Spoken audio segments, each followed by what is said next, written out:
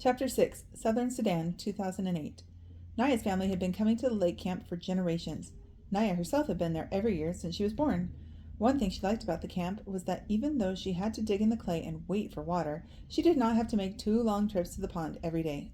But this year, she realized for the first time that her mother hated the camp. They had no house and had to sleep in makeshift shelters. They could not bring most of their things. They had to make do with whatever was at hand, and for much of the day they had to dig for water. But the worst was to look on her mother's face when Naya's father and brother Dep went off to hunt. Fear. Her mother was afraid that the men in the family would run into the Dinka tribesmen somewhere. They would fight and get injured, or worse. They had been lucky all these years. No one from Naya's family had been hurt or killed by Dinka, but she knew other families in the village who had lost loved ones in this way. Naya could see the questions in her mother's face every morning. Would they be lucky again? Or was it now their turn to lose someone? Southern Sudan, 1985. Salva's mouth closed and opened again, as if he were a fish. He tried to speak, but no sound came out of his throat. He tried to move, but his feet seemed stuck to the ground. Salva, the man said again, and he hurried toward him. When the man was only a few steps away, Salva suddenly found his voice. Uncle, he cried out, and ran to the man's arms. Uncle Jur was the youngest brother of Salva's father. Salva hadn't seen him in at least 2 years, because Uncle had been in the army. Uncle must know about the war and the fighting. Maybe he will know where my family is. But these hopes were dashed as soon as Uncle spoke.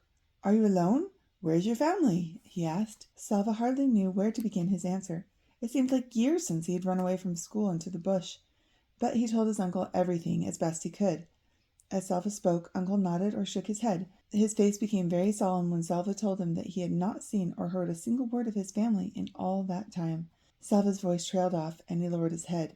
But it looked as if he might not be much help either. Uncle was quiet for a moment. Then he patted Salva's shoulder. Nephew, he said in a cheerful voice, we are together now, so I will look after you. It turned out that Uncle had joined the group 3 days earlier, but since there were more than 30 people traveling together, they had not found each other until now.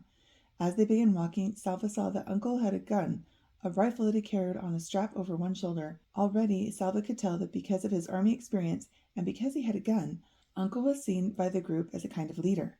Yes, when I left the army, they let me keep my rifle, Uncle said. So I'm going to shoot us a fine meal as soon as we come across anything worth eating. Uncle was true to his word. That very day he shot a young antelope, a kind called a topi. Salva could hardly wait for it to be skinned and butchered and roasted. As the smoky, meaty aroma filled the air, he had to keep swallowing the saliva that flooded his mouth. Uncle laughed as he watched Salva gobble down his first piece of meat. Salva, you have teeth. You are supposed to use them when you eat. Salva could not reply. He was too busy stuffing another chunk of delicious charred meat into his mouth. Even though the topi was a small one, there was more than enough meat for everyone in the group. But it did not take long for Salva to regret his haste in eating. After so many weeks of near starvation, his stomach rebelled mightily. He spent most of the night vomiting. Salva was not alone. Whenever his heaving stomach woke him, he would hurry to the edge of camp to vomit and find that others were doing the same. At one point, Salva found himself in a line of a dozen people, all in identical pose, bent over, holding their stomachs, and waiting for the next wave of nausea. It might have been funny if he hadn't felt so miserable. The group continued to walk through the land of the Atut.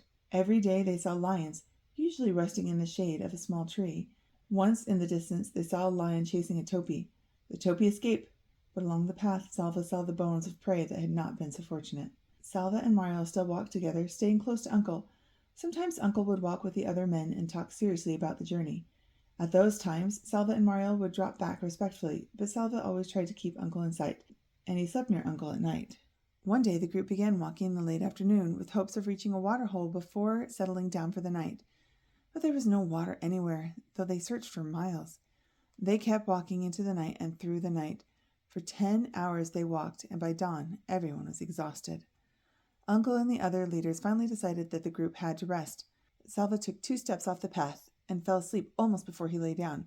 He did not wake until he felt Uncle's hand shake his shoulder. As he opened his eyes, he heard wailing. Someone was crying. Salva blinked away the sleepiness and looked at Uncle, whose face was very solemn. I'm sorry, Salva, Uncle said quietly. Your friend. Mario? Salva looked around. He should be somewhere nearby. I don't remember if he slept near me. I was so tired. Perhaps he had gone to find something to eat. Uncle stroked Salva's head as if he were a baby. I'm sorry, he said again.